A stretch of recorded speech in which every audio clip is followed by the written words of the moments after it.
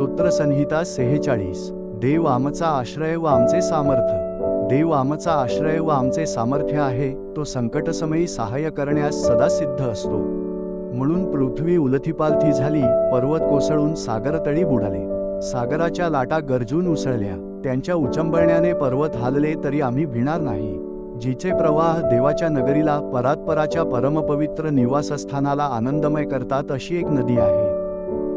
त्या नगरीच्या ठाई देव आहे, ती ढळावयाची नाही. प्रभात होताच देव तिला सहाय्य करील.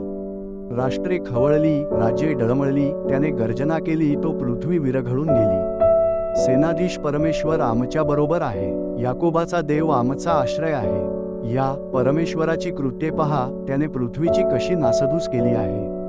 तो दिगंतापर्यंत लढाया बंद करतो, तो धनुष्य मोडतो, भाला तोडून टाकतो, रथ अग्नीत जाळून टाकतो.